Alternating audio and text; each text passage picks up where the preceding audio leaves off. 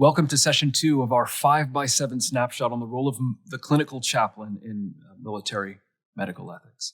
In the previous video, we briefly discussed the prominence of classical philosophical training for clergy, rare among professional training today. Let's explore why this may place clinical chaplains in an important position to be recruited for service in roles related to military ethics. I'd actually like to begin with a brief vignette. This vignette did not arise within a confidential board meeting or consultation committee. The identity and circumstances of the persons involved have been sufficiently altered to protect their anonymity.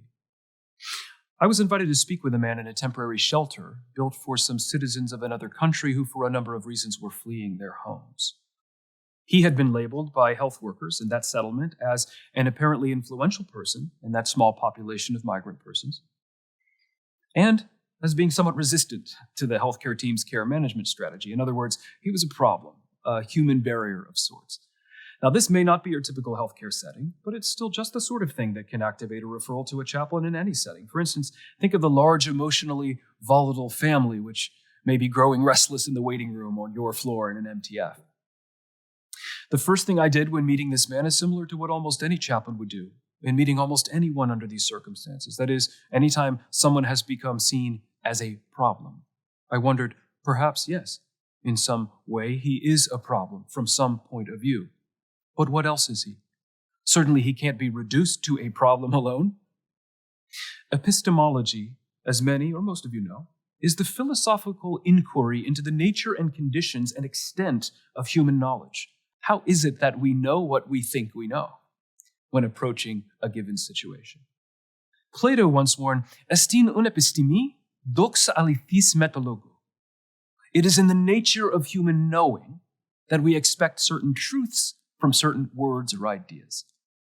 The warning basically is that most of how we think we know what we think we know is either preconditioned.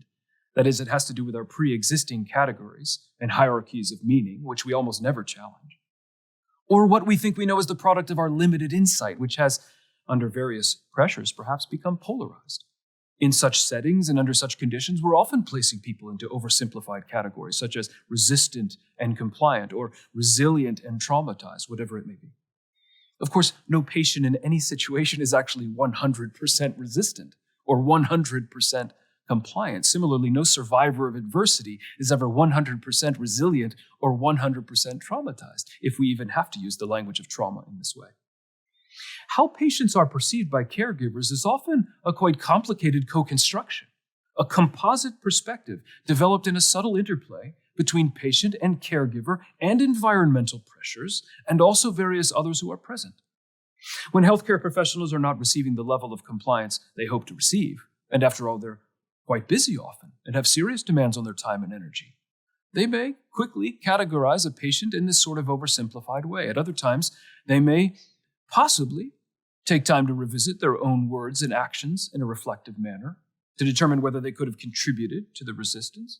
We're getting better at encouraging this sort of thing in healthcare training programs and pipelines, after all. But very rarely will any of us, go back far enough to challenge their original epistemology of encounter, how they initially conceived of the needs and standing and humanity of the patient. This kind of meta-challenge is something that chaplains from their training in classical philosophy often do naturally in multidisciplinary settings. Chaplains often have the luxury and time and disciplinary space to think in different ways than their peers. Back to the vignette. I spent time with this problem man alongside of one of my peer professionals, not a chaplain, but another kind of helping professional. We spoke with this man through the help of an interpreter and at great length. Would you believe that in his home region, in his home country, he was actually a former poet laureate? As it turned out, he was a cultural leader among his people, who, although he was still with them, felt he had left his position of prominence among them when he joined them in powerlessness to flee their common homeland. Now, he felt relief to some degree at being cared for, also personal skepticism about receiving health interventions he had never seen or heard of before, also resentment at not being able to help and lead his people the way he wished. Also protective of the people around him, lest they be mistreated, being as they were in a very vulnerable situation. The ethical issues here actually abounded.